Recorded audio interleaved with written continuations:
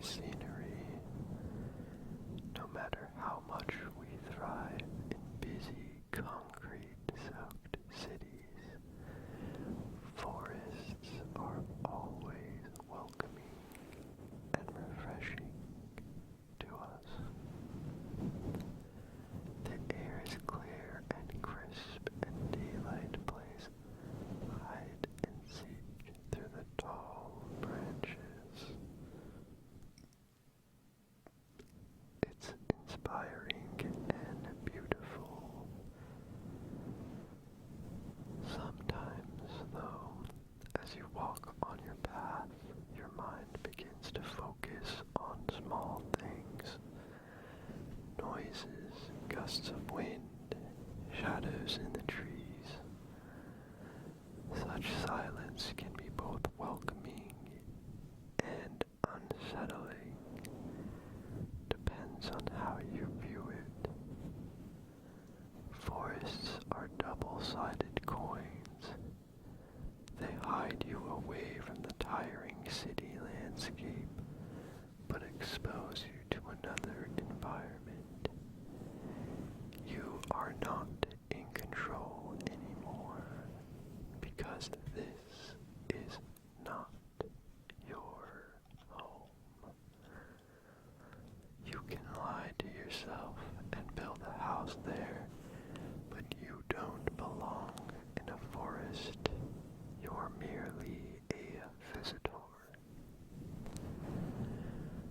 That's national parks for you, an illusion of being in control, the fake freedom you feel when you walk on those marked paths and camp in the square assigned to you, when you think the silence around you is peaceful, but even silence is an illusion.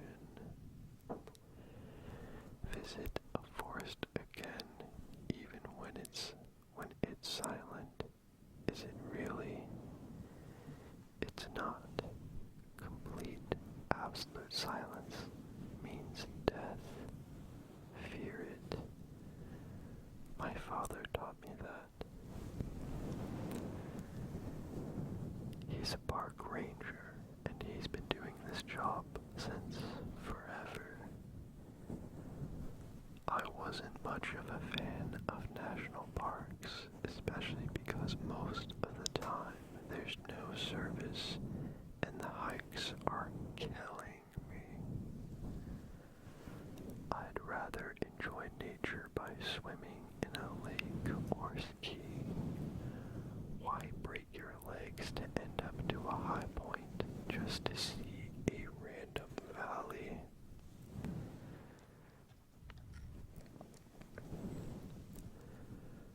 Not to mention the animals.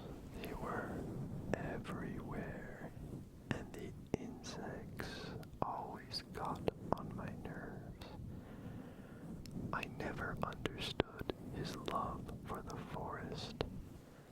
I guess that was one of the reasons why he started telling me scary stories from his night shift. Looking back, they were obviously made up, but to younger me, they seemed believable. I used to think he was so brave for working the night shift. As I got older, I got into horror, and even I didn't believe in his forest creatures anymore. I still liked the idea of spending the night in a small cabin in the middle of nowhere, just for that dose of adrenaline. When my father said he wanted to take me with him, I accepted immediately. I knew why he offered. Over the past years, our relationship had taken a big hit. I guess I was growing up and he didn't know how to handle that. He'd become emotionally distant and seemed to repel any of my tries to open up to him.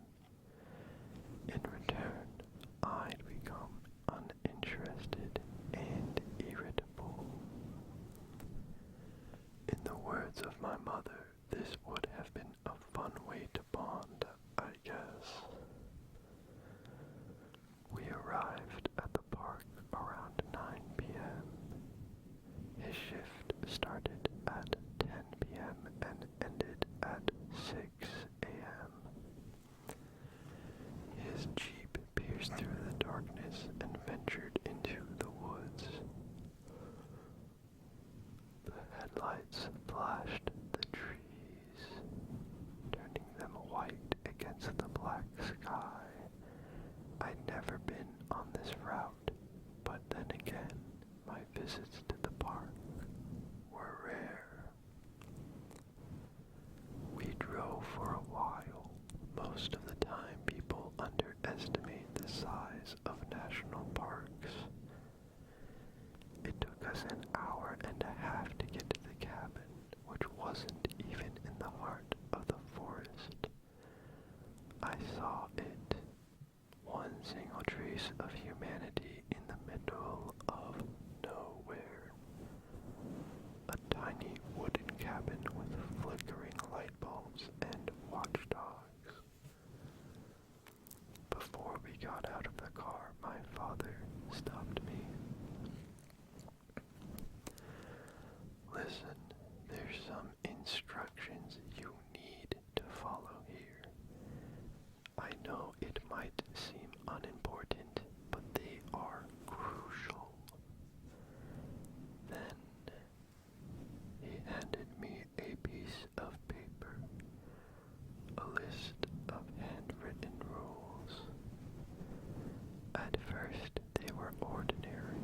Don't go alone in the park, don't leave food out, etc. I thought the rest of the rules had been there just to freak me out. Dad, I'm not 12 anymore. You can't freak me out with this shit. I'm not trying to. You wanted to come here with me, so act accordingly. What even is this? If you see a man without an arm, don't help him. We have all kinds of weirdos around here.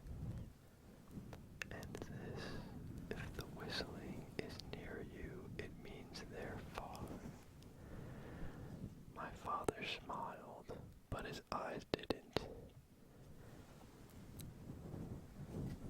Some of these are added by superstitious fellas. It's more of a what if it's not going to happen to you. Number 1, don't go out alone in the park. Always have a working contact device. Don't leave marked paths unless instructed to and or with proper equipment. Don't leave food out and lock the trash bins. Always keep on the whistle and the badge. If you see a man without an arm, don't help him. Your family is not in here. Remember, there is no reason for you to hear their voices from outside. Lock your car doors even when you are driving. Check the marks on the trees. There are only 3 types of marks. All triangles. Red, yellow, and green. Other marks are not ours. Do not follow them. If the whistling is near you, it means they're far. If it's far away, it means they're near.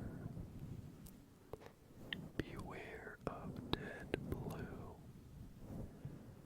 What is dead blue? I asked. My father sighed.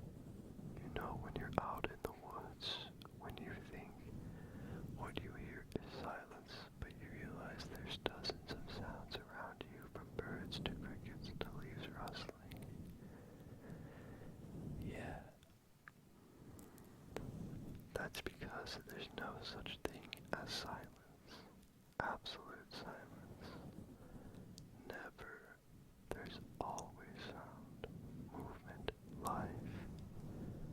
Dead blue is complete and utter silence. That's our code name for it. Death-inducing silence. Unnatural. Right, and what happens? It won't.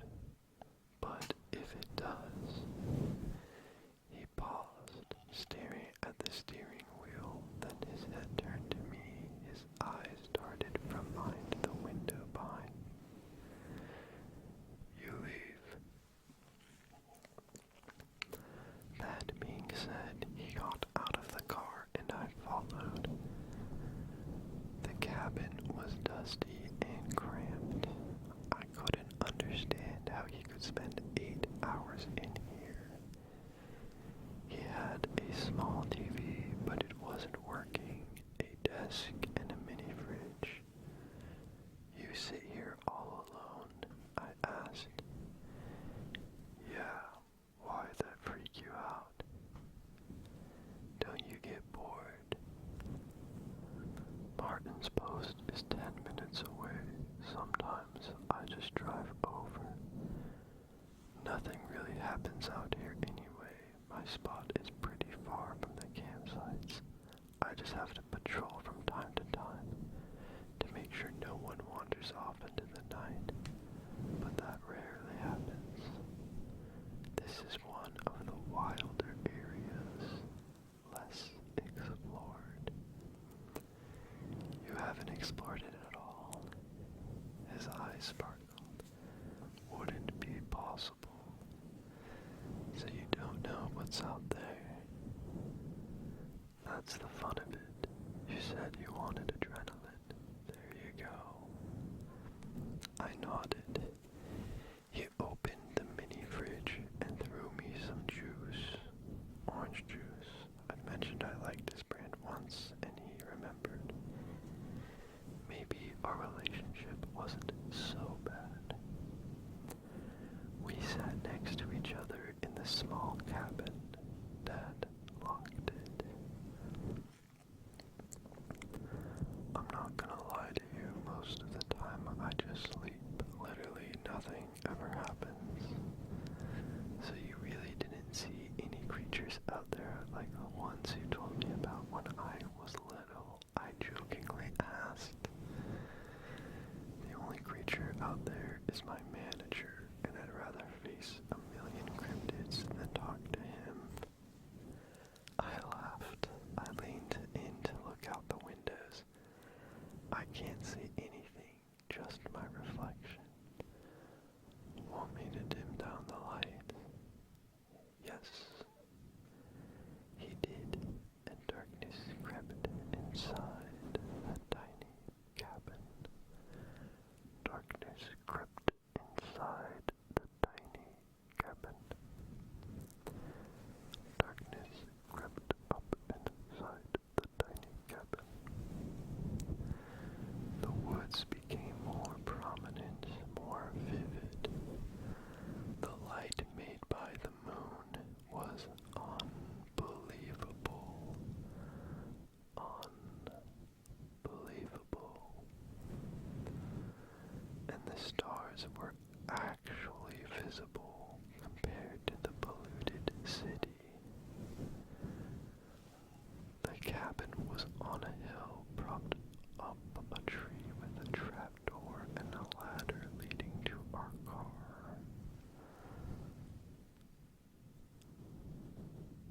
We could actually see above the tree line into the valley. We spent the first hours talking. Somewhere around midnight, I began dozing off. I didn't want to, but I caved in and fell asleep with my head on the desk. He woke me up. I rubbed my eyes in confusion. What time is it? I got a call from Martin. Right, who was Martin? I mumbled. The other says he got a call from the campsite and someone's missing. We need to go search for him. We, as in us. Yeah, you'll stay in the backseat. I'm on the phone with Martin right now. I could hear Martin's muffled voice in the speaker. Wait, don't take the kid. Why not? He'll stay in the car. Paul, it could be one of those nights. We won't get out of the car. You can't guarantee that. Well, I can't leave him here alone in the dark. A pause followed. Look, Paul, I understand you wanted to do a take your kid to work day, but I don't know about this one. It could be dangerous. We're literally just going to drive around for a bit. It's fine. Leave him in the cabin. Dad put his hand over one of the speakers, so I didn't understand what Martin told him. His eyes kept darting to the window behind me. He sighed. Martin will come pick me up. You are staying here, locked, turn the lights off, and wait for me to return. It's gonna take a minute, and you'll be safe here. What? I'm not staying here alone. What did Martin tell you to change your mind? It doesn't matter. I'll return in maximum half an hour. You can go back to sleep if you want, or I can call you and we can talk. I was afraid, truly afraid. I did not want to show it, especially after I'd complained that nothing interesting happened around there, so I reluctantly agreed. My dad opened the trapdoor and climbed down the ladder. Then his face disappeared into the darkness. I saw Martin's car pick him up and drive him away. Silence followed. I wished I'd been home in my bed. Instead, I sat stiff on the chair and waited, and waited, and waited. I began imagining the worst. What if they'd crashed? What if a bear had found them? I didn't want to let my fear get the best of me, but I thought about his legends and the set of rules. I hoped the riders were just paranoid. At around 2 a.m., I heard a knock on the trap door. I felt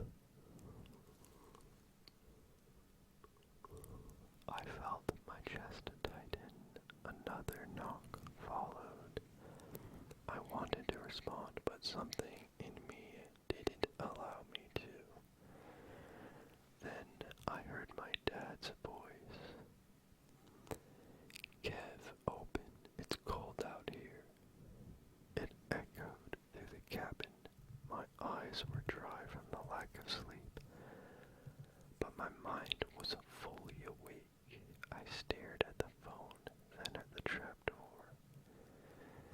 Kev, open please. I know you're there. I saw you at the window. I turned off the light completely.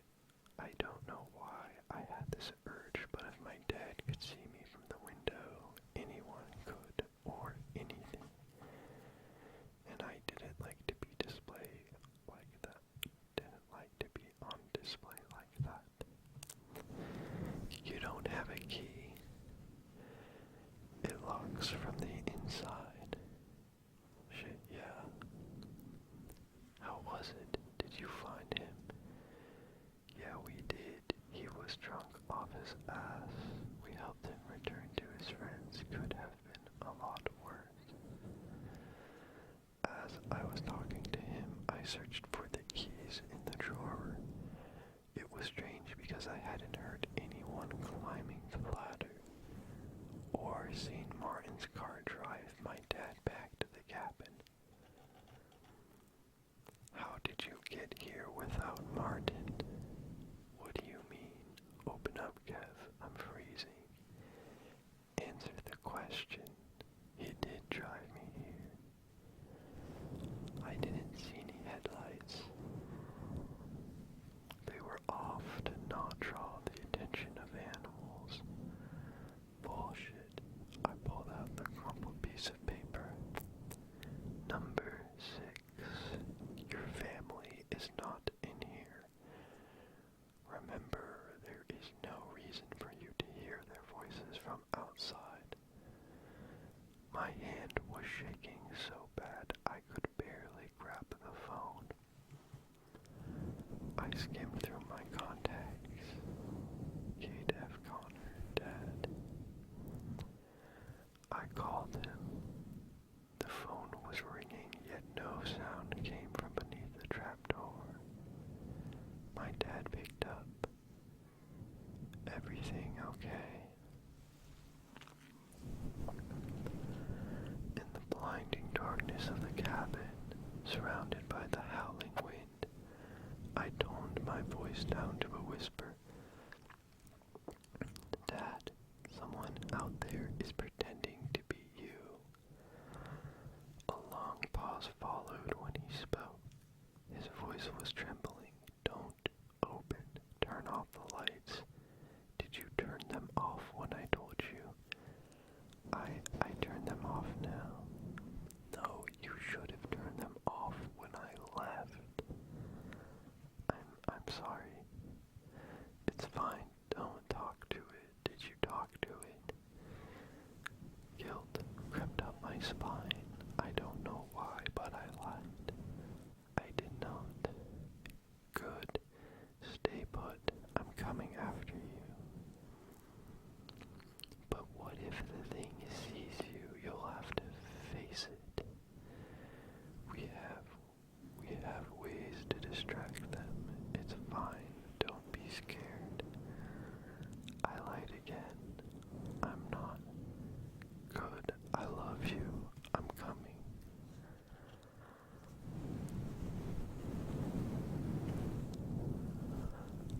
I wasn't scared for me.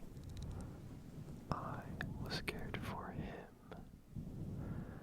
The voice from below continued. Kev, please open, please. It's cold. I didn't answer. Knocks followed. The voice went on. Did you talk to someone on the phone? Kev, I lost my phone in the woods.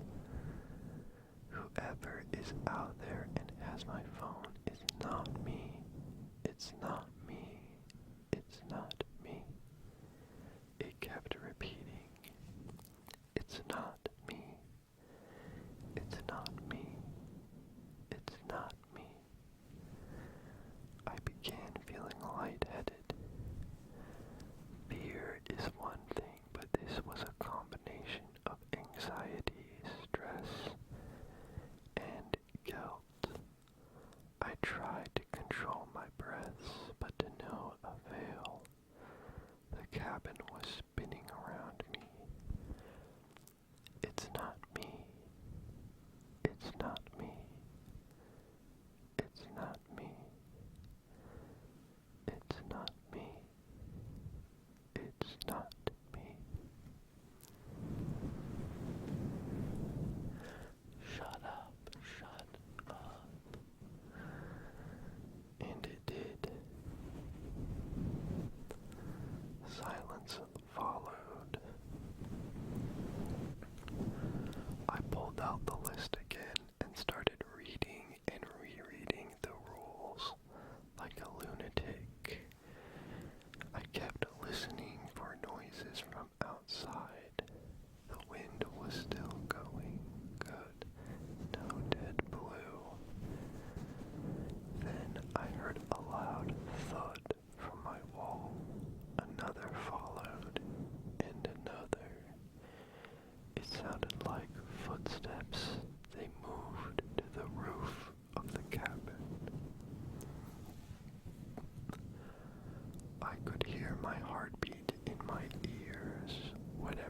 was out there was now climbing around my cabin. I could hear the scratching outside. I started to cry and covered my mouth with my hand. I just wanted my dad. I wished I could see his face again. The universe somehow ironically responded because my dad's face suddenly appeared at one of the windows. He raised his hand and knocked. I stared at him through my eyebrows. My head tilted, scarcely breathing. I remained still. He kept knocking. That wasn't my dad. The cabin was tied to a tree at around 10 meters from the ground. He could not be at the window. The creature knocked and knocked, and for what seemed like an eternity, we just made eye contact. Blood was dripping from one of its nostrils. Another phone call woke me from my trance. Kevin, are you there? Are you in the cabin? Yes, and this thing looks like you, and it's at the window. I'm coming right now. I'll shoot it. Don't worry, I'm just about to turn a corner. Dad, I'm really scared for you. Martin's coming too. It's okay. Truly, in a few minutes, Martin's car pulled up. I cried in relief. The thing turned its head to look, then back to me. It opened its mouth wide, and using its finger pulled the corners upwards to form a smile, then jumped into the woods, into the darkness. Gunshots followed. After a few silent minutes, I called my dad. He picked up. Where are you? I asked. I'm coming to get you. I saw him walk towards the cabin, then heard him climb up the stairs. I unlocked the trapdoor and hugged him tight. What was that? Please tell me we're going home. We are. I'm so sorry. I should have never put you through this. Come on. As we walked towards our car, my blood ran cold. It was not something I'd seen or heard, but the opposite. See, the wind had stopped. The crickets had stopped. Dead blue. I sprinted to the car, got into the driver's seat, then locked the doors. My dad was standing in front of the car, confused. That's when I got a text, and I hit the gas. I ran him over, then turned the car around and sped up into the night. I barely knew how to work it out since I didn't have my license, but I left as quick as possible. Behind me, a car followed. When I got to the nearest checkpoint, I stopped. The car was Martin's. He got out alone. Where's my dad? I asked. He took an ATV to get you, said he'd get there faster. I texted him to turn around and that you were... What? He took an ATV to get you, said he'd get there faster. I texted him to turn around and that you were safe. The text he'd sent me. Martin and I split up. He may get there faster than me, and if he does, he'll text me to turn and head to the checkpoint. There is no one with Martin. He's I thought I'd unlocked the trap door to my dad, but he'd actually taken an ATV and turned to the checkpoint. The thing I'd ran over wasn't my dad, and I'd known it since I felt that unnerving silence. However, no one at the checkpoint had seen my father. As I'm typing this, I'm afraid for him, but a part of me knows he's alive. Maybe he took another route